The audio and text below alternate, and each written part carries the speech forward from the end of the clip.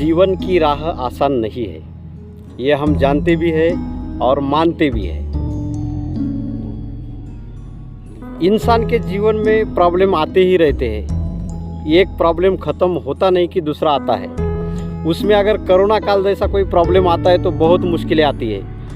Corona काल में ऐसा एक भी इंसान नहीं था कि जिसको अड़चन या मुश्किल नहीं आई, फिर चाहे वो नौकरी में हो या खुद का बिजनेस हो, सभी को प्रॉब्लम था। क्या है ना, गलतियाँ, विफलता, अपमान, निराशा और अस्वीकृति, ये सब उन्नति और विकास का ही हिस्सा है और मार्ग भी यही है। कोई भी इंसान इन पांचों चीज़ों का सामना किए बगैर जिंदगी में कभी कुछ भी हासिल नहीं कर सकता। जीवन में कभी भी दुख, विपदा या अड़चन आए तो घबराना नहीं चाहिए। क्या पता वही दुख, वही अड़चन आपके किसी अच्छे काम का मार्ग हो, और ये भी हो सकता है कि वो अच्छे मार्ग की, अच्छे काम की तैयारी हो। इसीलिए कभी भी कोई भी मुश्किल आए तो घबराना नहीं चाहिए। इसी बात पर हम आज कुछ उदाहरण देखते हैं। ऐसे बहुत से उदाहरण हैं, उनमें से कुछ उदाहरण को हम आज देखते हैं। रामायण में राजा दशरथ को एक बार श्रवण के पिताजी ने श्राप दिया था। उन्होंने ये श्राप दिया था कि जैसे पुत्र वियोग में मैं तड़प तड़प के प्राण त्याग कर रहा हूँ, उसी प्रकार आपको भी, यानी राजा दशरथ को भी पुत्र वियोग में तड़प तड़प कर प्राण त्यागने होंगे। ये श्राप सुनकर उनको बहुत दुख हुआ, बहुत दुख हुआ।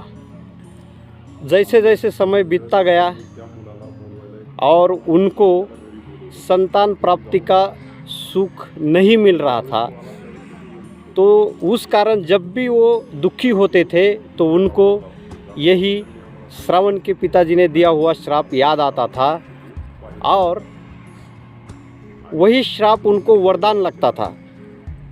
क्योंकि उस समय में भी उनको ये मालूम था कि ये श्राप कभी न कभी फलश्रुत होने ही वाला है, और फिर उनका जो दुख था संतान प्राप्ति न होने का, वो चला जाता था। तो उनको ये भी मालूम था कि ये श्राप सही होने वाला है और उनको पुत्र वियोग में तड़प तड़प के प्राण त्यागने पड़ेंगे, लेकिन कोई प्रॉब्लम नहीं, पुत्र तो होने वाला है। ऐसे ही रहता है, वही श्राप उनको भी वरदान लगता था। ऐसे बहुत से उदाहरण हैं। अभी और एक उदाहरण मैं आपके साथ शेयर करना चाहता हूँ। हमारा एक दोस्त था, क्वालिटी डिपार्टमेंट में काम करता था। कोरोना के काल में कंपनी में कुछ उनके प्रॉब्लम हुए तो उनको कंपनी ने जॉब छोड़ने के लिए कहा और एक ऑप्शन भी दिया, अगर आप क्वालिटी छोड़ के प्रोडक्शन में एक जगह है वहाँ काम करना चाहते तो कर सकते हैं। उनको बहुत बुरा लगा, लेकिन उन्होंने वो दूसरा ऑप्शन स्वीकार कर लिया और तन मन से प्रोडक्शन में काम करने लगे। 8-9 महीने बाद इतना अच्छा काम करने के बाद भी उनको नौकरी से निकाला गया। वो मायूस नहीं हुए, वो सर्च करते रहे। उनको उनके पहले डिपार्टमेंट यानी क्वालिटी के ऊपर जॉब नहीं मिल रहा था, फिर उन्होंने वही एक्सपीरियंस प्रोडक्शन में ऐड किया और फिर सर्च किया, और नसीब देखिए उनको प्रोडक्शन में एक जगह पे नौकरी मिल गई।